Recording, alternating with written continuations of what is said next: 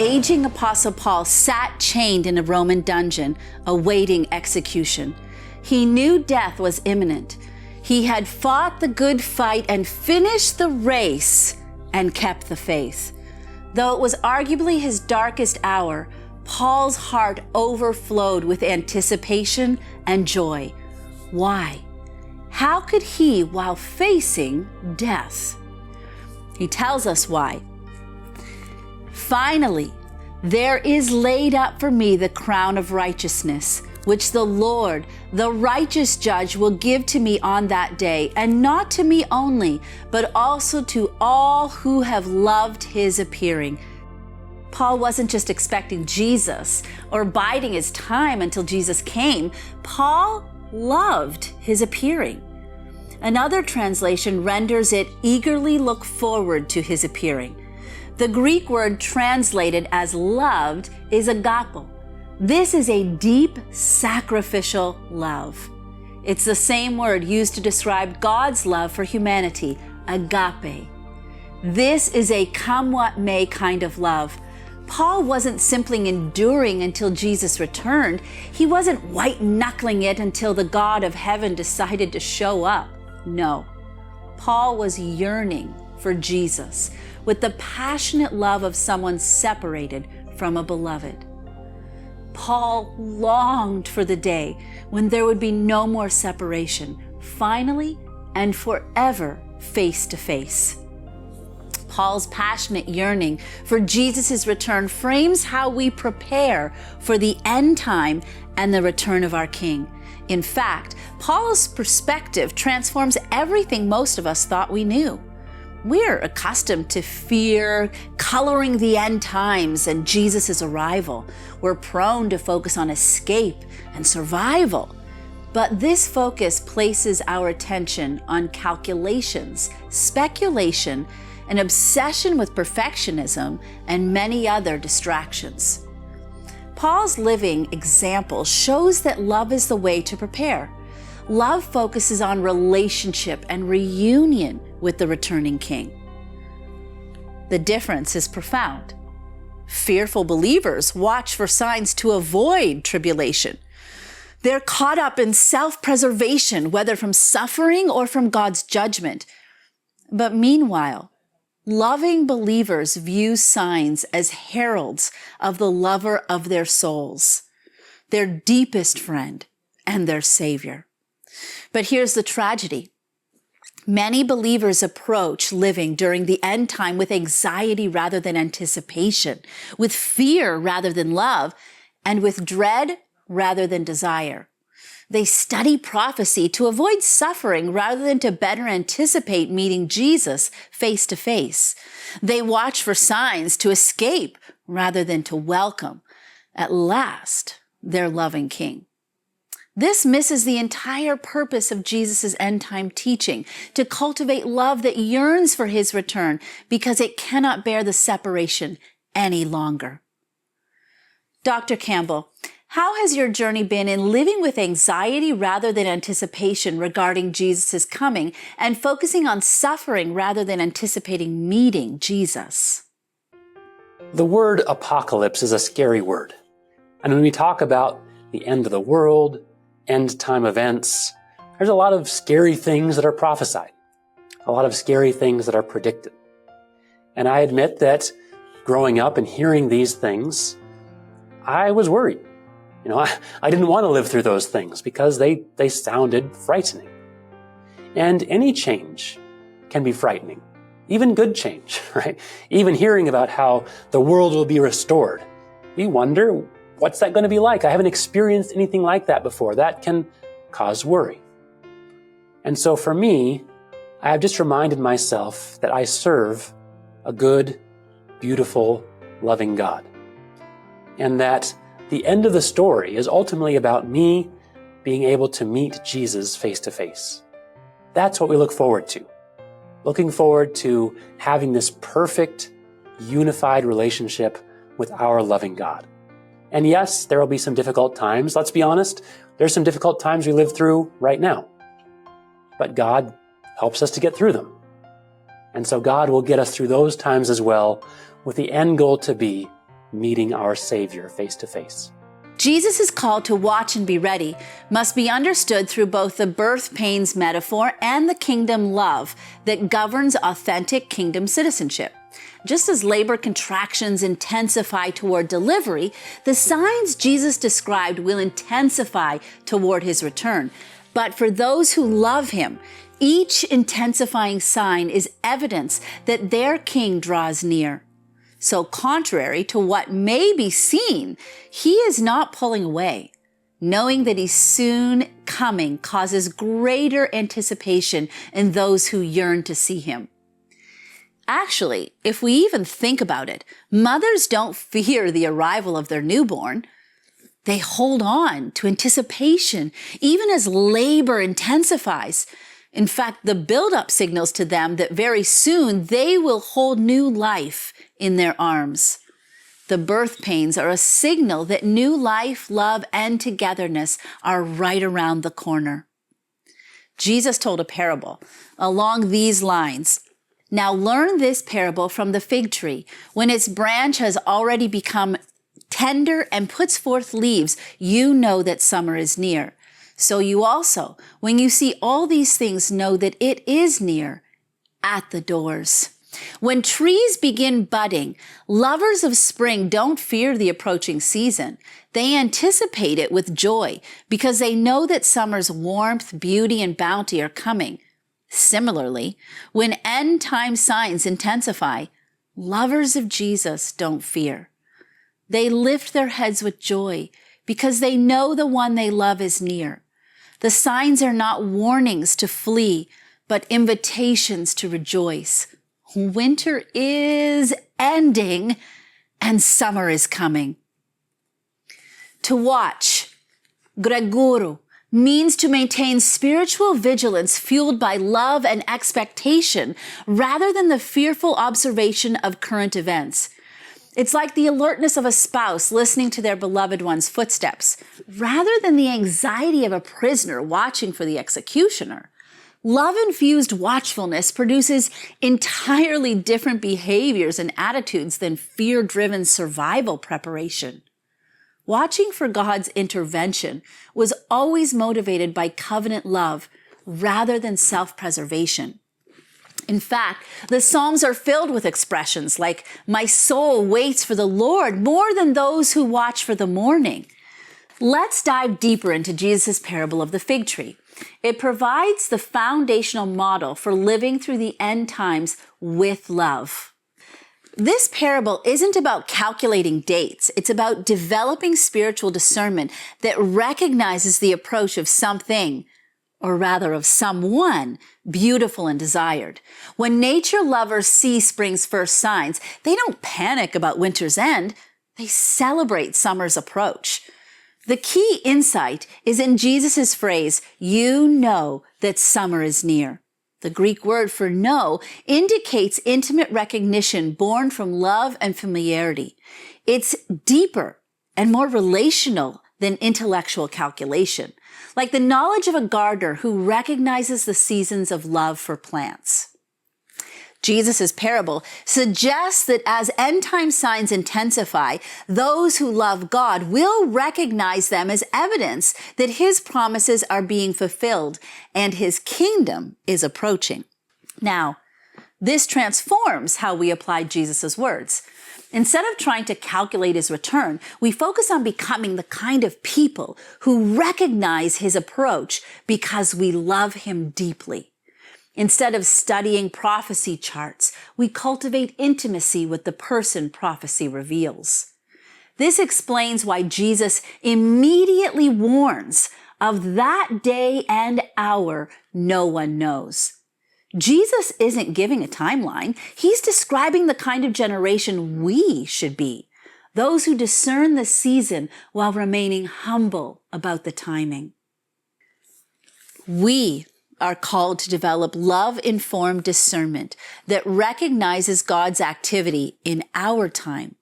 This doesn't look like obsession with headlines or speculation, but cultivating deep love for Jesus through prayer, devotion, and study. With proximity comes greater clarity. His return then becomes as recognizable, as exciting as spring's arrival to those who love life. Dr. Bodio, how does reading Jesus' end-time teachings through the lens of love as relational sensitivity rather than predictive calculation reshape our understanding of Matthew 24 and prophetic interpretation as a whole? Yes, so in here we have definitely a shift of when to how then shall we live. That's kind of what I'm hearing the question. I think Matthew 24 highlights several components in here that is probably beautiful to highlight in here. First, there's a warning against false prophets. And so predictive calculation focus on identifying who the false prophets are, false Christs are, attempting to name specific individuals. And then it moves to the relational sensitivity, such as love. So the true danger of false teachers is their ability to make the love of many grow cold. This makes the central test at the end of times not intellectual adherence to a timeline, but a ethical perseverance in love. So the warning is a call of relational fidelity, the God and neighbor, which is corroded by self-serving lawlessness teaching. Second point that we see in here is to be alert and be ready. So predictive calculation, again, interpret alert as being ready for a specific moment, often leading to a focus and withdrawal from the world to avoid, as some people have mentioned, of being left behind. But a rational sensitivity in here of love is that being ready, be alert as a call to continuous faithfulness of serving in love. So in here, in Matthew 24, Jesus highlight about the servant who is found working, giving food to the households in rewarding. Preparation is not an intellectual calculation, but a relational care, a responsibility for the community. The focus shift from leaving to laboring. Finally, the third point is no one knows the day and the hour. So again, in here, the views, this is to challenge to be overcome in the adjunction that motives more intense search for a hidden clues, a simple boundaries that implies only to the exact moment, not the general season. We like focusing at a time period. But in here, Jesus is trying to help us in Matthew 24:36 to love in terms of final relational boundaries that guards against the pride of calculations. So by deliberately withholding the timeline, Jesus forces his followers to live in a state of absolute dependence and humility. True love does not demand to know everything, the time period. It trusts rather in God. So the unknowingly is what creates the permanent need of ethical vigilance and relational readiness. Thank you so much for expanding on that question. So why the secrecy? Because it strengthens the love relationship between Jesus and his people. His return becomes about relationship and joy, not just an event in time. If a loved one told you they'd return at 3:17 p.m. 2 years from now, you'd likely add it to your calendar, forget about it for months, and prepare last minute. But if they said, I'm coming soon, every day would hold anticipation. Love thrives in that atmosphere. This uncertainty cultivates constant readiness, born of love rather than calculated preparation. God's timing flows from his love and his wisdom. Attempts to calculate his timing often reveal a desire for control. So those who love God find peace in uncertainty because they trust his heart completely. But know this, that if the master of the house had known what hour the thief would come, he would have watched. Therefore, you also be ready, for the Son of Man is coming at an hour you do not expect, Matthew 24 tells us. And at first, this sounds ominous, but Jesus isn't portraying his return as hostile. It's actually emphasizing unexpectedness, not intrusion. For those who love him, even an unexpected arrival is joy, not alarm. The thief parable illustrates that since Jesus' coming is unpredictable, wise believers maintain constant readiness motivated by love. You, brethren, are not in darkness, so that this day should overtake you as a thief. 1 Thessalonians 5:4 tells us, for those walking in love's light, his return will be a welcome surprise. Jesus' return is unpredictable in timing, but recognizable in season. Those who love him are not distressed by uncertainty. It becomes the most wonderful surprise possible. Love transforms uncertainty from anxiety into excitement. We are called to maintain constant love, saturated readiness that rests on trust in God's character and his timing. Our readiness is marked by joy and anticipation rather than anxiety and fear, and every day becomes a potential day of reunion with our dearest friend. We're told in Matthew 24 again, as the days of Noah were, so also will the coming of the Son of Man be. Jesus' point was not that people would simply be living normally, but that they had forgotten what mattered most. Genesis 6:5 says humanity's thoughts were, you know it, only evil continually.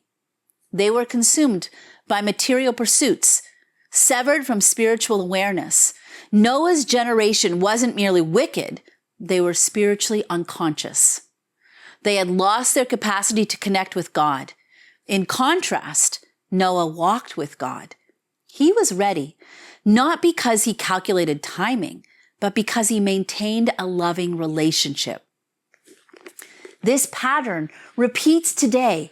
Many are absorbed in material pursuits, and they're oblivious to spiritual reality. Wars, disasters, and moral collapse are analyzed through secular lenses, while their spiritual meaning is ignored. Like Noah's generation, they live unaware until everything changes. As kingdom citizens, we must maintain love-based awareness amid a world that forgets God. We engage in daily life, but with an eternal perspective. Like Noah, we walk with God, deepening our relationship, trusting his timing, and keeping love alive. Then it says, further on in Matthew 24, then 2 men will be in the field. One will be taken and the other left. Here, Jesus reveals that when he returns, people in identical situations will experience different outcomes based on heart condition, not circumstances. The distinction is internal. One loves Jesus, the other does not. They may share similar lives, even churches, activities, yet one heart burns with love while the other is cold. God's interventions always reveal hidden heart conditions. The flood revealed Noah's righteousness. The Exodus revealed Egypt's hardness. Christ's return will do the same. Many of Jesus' end-time parables, faithful servants, wise virgins, profitable stewards, show that love motivates proper preparation, while indifference leads to neglect. We must examine our hearts. Do we love Jesus and long for his appearing, or merely believe he's coming? The question isn't belief, it's desire. Are we yearning, as Paul said, for all who have loved his appearing? Watch therefore and pray always that you may be counted worthy to stand before the Son of Man, Luke 21:36 tells us. Jesus gave clear instructions for holding on to love. When love grows cold, maintain vigilance and constant communion with him. The Greek word for watch means remain sleepless, not in anxiety, but in joyful alertness of love awaiting reunion. Yes, and Jesus links watching with prayer, not prophecy charts. Love-based readiness flows from relationship, not information. Those who pray maintain awareness of his presence and develop spiritual sensitivity to recognize his return. Hebrew spirituality always connected prayer and vigilance because both flow from love for God. Those who love him naturally watch for his activity and then nurture that connection with him. Jesus' command to watch and pray includes a promise. This loving awareness gives strength to escape all these things and stand before the Son of Man. Escape means preserving faith and love through difficulty, not avoiding trials. Standing means a confident relationship, not fearful judgment. Like love-sustaining endurance through hardship prayer itself actually maintains connection and gives supernatural strength.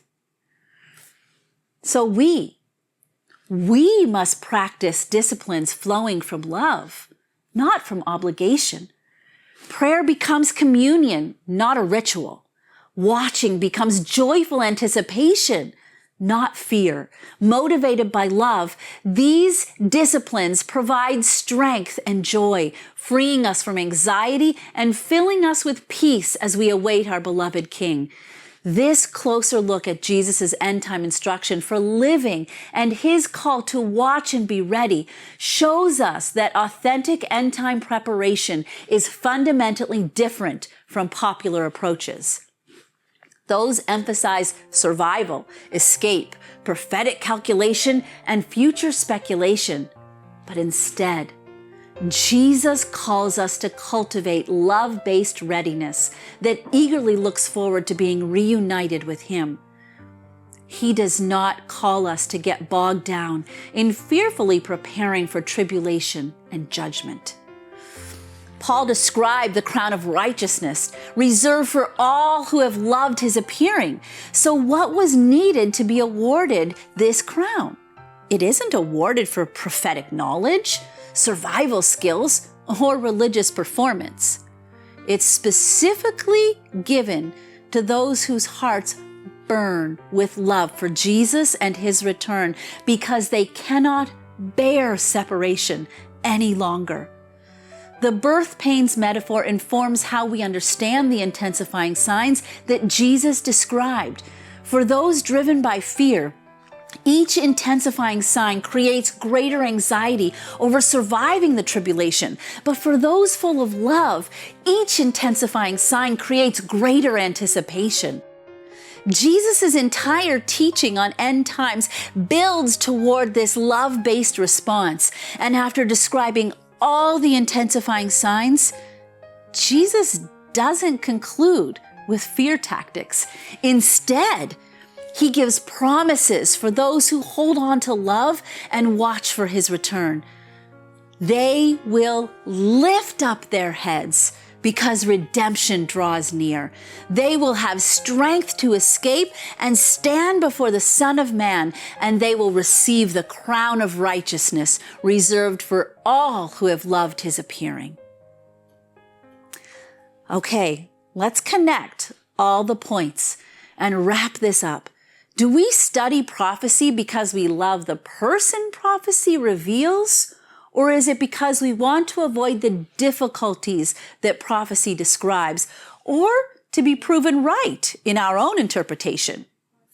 Do we watch for signs because they signal the approach of someone we love dearly, or because we want advance warning of coming tribulation? The motivation makes all the difference in both preparation and outcome.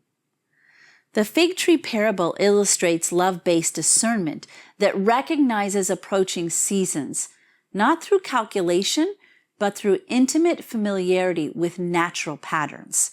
Those who love Jesus develop a similar spiritual sensitivity that recognizes the approach of his return through signs that others miss or interpret. The comparison with Noah reveals that most of humanity will become spiritually unconscious, even as end-time signs intensify dramatically. but those who love Jesus will foster their spiritual consciousness that recognizes God's purposes in contemporary events.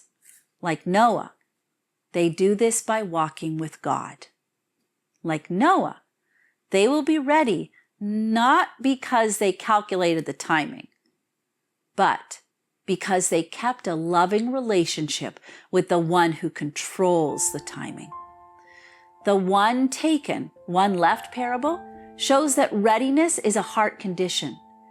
Within the community of professing believers, there will be a crucial distinction between those who love Jesus' return and those who fear it. Only love can transform the prospect of Jesus' return from a source of anxiety into a source of joy. The command to watch and pray always, brings spiritual vigilance together with constant communion with Jesus in ways that are natural to love, but impossible with duty. Those who love Jesus find prayer and watching to be joyful disciplines that strengthen rather than burden their spiritual lives.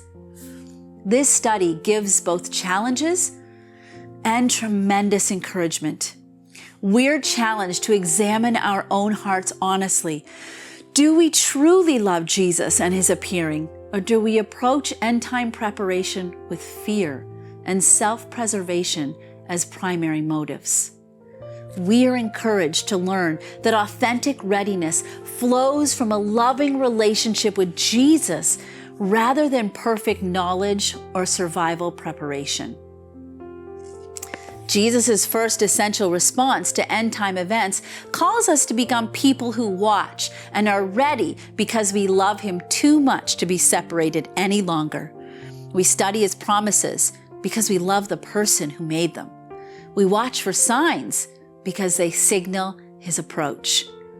We prepare our hearts because we cannot wait to see him face to face.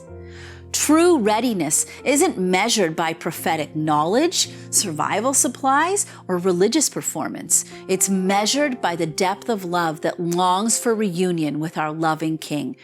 His return will transform our separation into eternal togetherness, and those who love his appearance find that every intensifying sign becomes not a cause for fear, but evidence that the most wonderful reunion in human history is about to begin.